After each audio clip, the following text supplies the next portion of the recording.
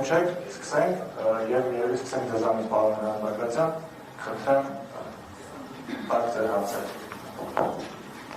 Եթե ունեք դիտարկումներ, դրանք արտարեք։ Նո, կարող եմ կիսվել, ես դուրս գալիս է իհարկե այդ ագրեսիվ քաղաքականությունը արդյունաբերության զարգացման բան։ Մի քանի նկատառում կարող եմ ասել, սա ոչ թե հակասում ասել, որ կա, բայց մի քիչ ավելի պրոբլեմ ուրիշ ընդհանրական։ Առաջինը աշխատատեղեր արդյունաբերություն։ Նո, պաշտոնական ճակատագրությունն ասում որ մենք ընդամենը 90,000 գործազուրկ։ Այն մինչև 13% 300,000 աշխատատեղ։ Ես կարծում եմ, որ 140,000-150,000-ից ավելի դեպքում գտնի աշխատատեղ, որ չէ կարող զբաղեցնել չհետևական։ Բայց ստեղ մի ուրիշ բան եմ ասում, որ ասում էիք պետությունը 15% դեպի բան նարինջ է։ Ես 7 տարեկան 5 միլիարդ տրանսֆեր տալիս։ Դա պետք է ստերիլիզացնել։ Դուք հասկանում եք, փողը գալիս է, ծառայությունը ընդեղ անում, որտից գալիս է։ Արդյունքում ստացվում է դոլարային բարձր գրել։ Դոլարային բարձր գրելու պատճառը ոչ մի չինացի ձեր պրոյեկտներին չի ունենա։ Բարի հետ ստերիլիզացնել, ավել փողը գալիս է։ Ինչ է նշանակում ստերիլիզացնել։ Կենտրոնական բանկի նախագահան եկել է 2 միլիարդ առնում։ Դնում է ներդրումային ֆոնդի մեջ այդ փողը հետ է բերում տնտեսություն։ Եթե դուք սա չանեք, սա խոսք ենք կապնում։ Սա կոչվում է ստերիլիզացիա, այդ բանի ստերիլիզացիան կարևորագույն է։ Դրա համար այդ ստերիլիզացիային սուգերը ցակում է անպայման սուվերեն ներդրումային ֆոնդ ունենալու գաղափարը։ Ֆոնդ, ոչ թե բյուջետային միջոց։ Սա այդ մասով այսինքն սա չեմ ասում դա ճիշտ է կամ սխալ, ես ասում եմ ճամփեն երևի սա կրվի։ Կենտրոնական բանկը պիտի առնի ստերիլիզացնել փողերը։ Շատ լավ, հիմա ներկայացնեմ գործազրկության հետ կապված տվյալները։ Հայաստանի վիճ հարցությունը մեր գործազրկությունը շատ քիչ է ցույց տալի, որովհետև հաշվի առնում այսպիսի բան։ Գործազուրկ է Հայաստանում համարվում այն մարդը, ով ակտիվ փնտրում է աշխատանք։ Եկեք նայենք, թե ինչքան մարդ է Հայաստանում աշխատում։ Հայաստանում կա 800,000 գրանցված աշխատող։ 3 միլիոն բնակչության մեջ ունեն 800,000 գրանցված աշխատող, 800,000 մարդ է աշխատում։ 3 միլիոն բնակչության մեջ մենք ունենք 500,000 թոշակառու, մոտ 700,000 ուսանողական կամ դպրոցական տարիքի երեխա կամ երիտասարդ, իսկ մնացողը։ Այսինքն մենք ունենք 1.8 միլիոն մարդ ու աշխատում է 800,000 մարդ։ Վիճակագրական կոմիտեի տվյալները, օրինակ ցույց է տվել պարոն Բագրատյան, որ Եղարքունիքի մարզում 4% է գործազրկությունը։ Մոտավորապես Ավստրիայի չափ։ Ես միշտ ասում եմ, որ իրանք թվերական խեղաթյուրեն եւ այլն, բայց նայեք, սենսն է, Ղարաբաղից եկած գյուղի բնակչությունից հետո մենք ունենք 3 միլիոն բնակչություն։ Այդ 3 միլիոնից 502,000-ը թոշակառու։ 221,000 մարդ աշխատում է պետական բյուջետային սեկտորում։ 584,000 մարդ աշխատում է մասնավոր բիզնեսում։ Միակ թիվը, որ մենք չգիտենք, ոչ մի հաշվառում չկա, գյուղում ինչքան են աշխատում։ Գնահատական այսպիսին է մոտ 350,000։ Ես համաձայն եմ թվերի, բայց այդ բանը երկրորդը 0% հատ փոքր բիզնեսի համար։ Ես այս հարկային արտոնություններին զգուշորեն եմ վերաբերվում։ Անկեղծ ասած ես համաձայն չեմ։ Ավելի ես կարծում եմ, որ շրջանառության հարկը պետք է ընդլայնել։ Ինչ է խանգարում մարդիկ քողակ տան։ Ես վախենում եմ, որ ձեր ասած կրնեն ինչ որ անցած տարի եղավ միացյալ նահանգներում մի 30 տարի խելք չեն գալիս։ Բոլոր խոշոր բիզնեսները գցեն կոտրատվել։ Օրինակ առաջին Ռուսվելտի 1900 թվականի օրինակցից հետո միայն բանը ստանդարտ օյլը, որ առաջին նավթամուղն էր կառուցել դրա համար հաստացավ բանը Ռոքֆելլերները։ Նաև բիզնեսը բաժանեց 350 մասի եւ մորսեց 1902 սա էս կերպ։ Դրա համար բայց ի՞նչն է խանգարում, փոքր համ կարող են տալ եւ մեր շրջանառության մեջ ի՞նչն է խանգարում, այդ դեպքում իհարկե կուզենան անցնել միջինին, որտեղ հնարավոր է, որ նույնիսկ քիչ է։ Երրորդը, դեղորայքը շատ ճիշտ դինարկում է, բայց դեղորայքի գների թանկ լինելը Վրաստանի համար Հայաստանում ունի 3 պատճառ, մեկը դուք ասեցիք, բայց կան եւս 2 պատճառներ։ Առաջինը Նարեկ ջան, մենք դեղեր գրանցում ենք։ Մենք գլյուկոֆաժ դեղը խենք գրանցում ենք։ Մենք գնում ենք դեղը եւ հասկացաք ես մի փոքր դիաբետի խնդիր ունեմ, հասկացա։ Խի են գրանցում։ Գերմանացի ստեղծել է դեղը։ Քանի որ երկիրը փուչուրա, շուկան փուչուրա, ամեն մի գրանցում էլ արժենում $800-ից $1000։ Դա միայն 15-20%-ով մերրակ ասելով բացի են դեղերից, որ մենք ենք արտադրում, որ ոչ միտեղ գրանցված չի։ Այդպես դուք եք գրանցում։ Ես կասկածում եմ, որ գործող վարչախումբը հենց ղեկավարի բանով ներգրավված է դեղերի բիզնեսի մեջ։ Մենք չենք ուզում այդ դեղերը գրանցել, մենք չենք գրանցում ենթանենք լանդուս դեղամիջոցենով էլի կամ ասպիրինը։ Այդ Գերմանիան մենք գրում ենք, որ այն դեղերը, որը գրանցված են Ռուսաստանը, Գերմանիա եւ այլն, ավտոմատ համարվում է գրանցված Հայաստանում։ Միայն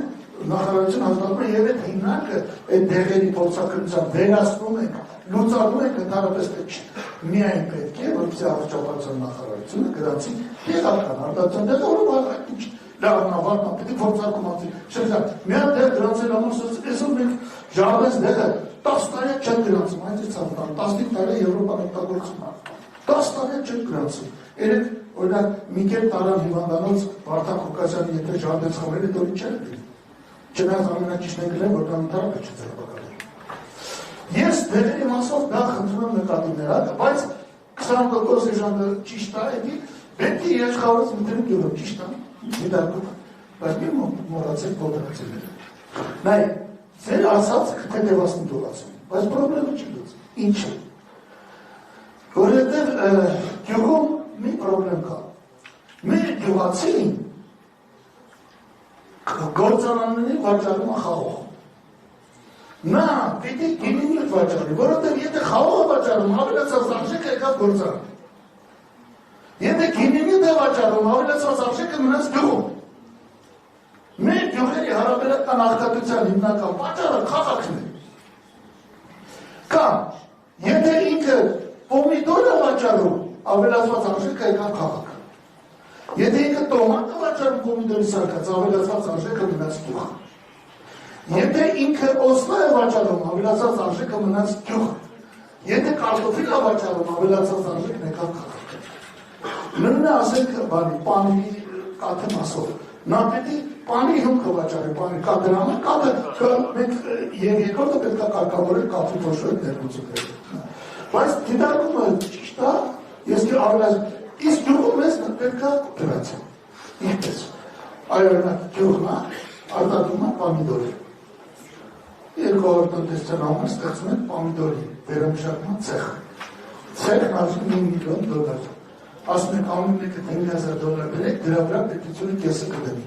Կդառնանք $10,000 սեփականատեր, եթե $5,000 եք դնում։ Դուք եք աշխատելու։ Սա բաժնետ իրական չի, սա հայատական է։ Եվ մենք կոպերացիան կաշխատենք։ Թույլ կրեք ես պատասխանում, պարոն Բաքրյան։ Սպասում վերջացնում։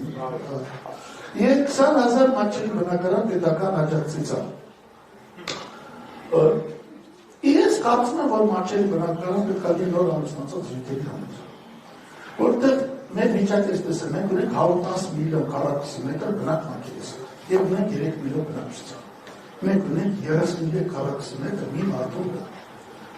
Մեր պրոբլեմը ուրիշ է։ Հիմա ինչ անում պետությունը։ Պետությունը ասում է այստեղ գյուղից արի, թողեք անասուն բան, հող մող թող արի։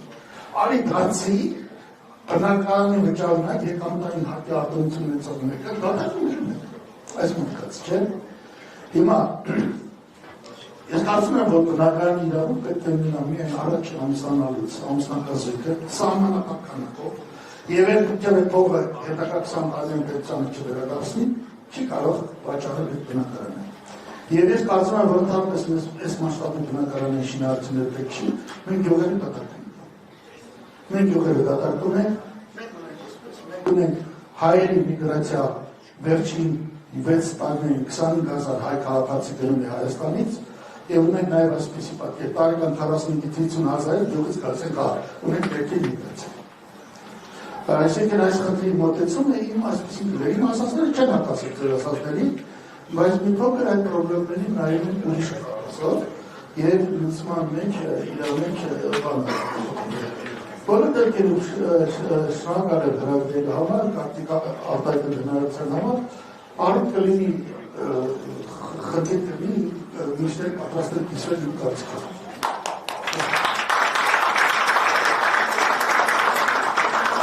շնորհակալ եմ արձագանքել մի քանի պնդումների ու կարծիքների ձեր կարծիքը շատ կարևոր է ձեր փորձը շատ կարևոր է մեզ համար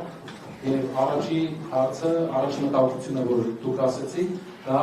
ստանդարտների օրինակը բերեցիք Ռուզվելտի ժամանակ հայտնի հակամենաշնորհային ակտի հետ կապված ինիշելով պետության մասնակցության տեղով հակամենաշնորհային process-ը որի արդյունքում պետությունը ստիպեց բաժանել ու այս պահին նավթային ոլորտը ամենամարդյունատներից է Ամերիկայի Միացյալ Նահանգներում բայց մյուս հարցը որը շատ կարևոր է շրջանառության հետ կապված ավելի շատ կամ Բագրատյան մեր խնդիրը ոչ միայն հարկերից ազատումն է այլ փոքր բիզնեսի եւ վաճառության շփման մինիմալացումը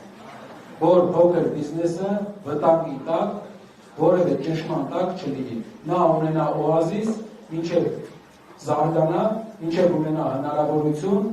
դառնա միջին բիզնես իսկ ինչն է դրան ստիպելու շատերը կասեն այդ երկու ինչ մոտիվացիա ունենալու փոքր բիզնեսը դառնա միջին բիզնես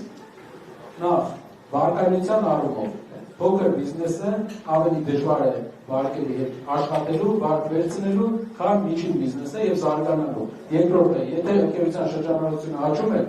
որպես ձեռնարկատեր եւ տնտեսագետ եմ ասում, ոչ մի բան քեզ չի կանգնեցնում աճի ժամանակ հաստատ դու միշտ գտնում ես աճի միջի մեծ դառնալու։ Եթե շահույթը աճում է, դու աշիտ ես։ Արդյոք աճած շահույթը համապատասխան համեմատական է այն հարկերի հետ, որ դու վճարում ես, եւ որոշ ինչ որ կետից հետո այդ համեմատությունը դրական է լինում եւ դու անցնում ես միջին բիզնեսի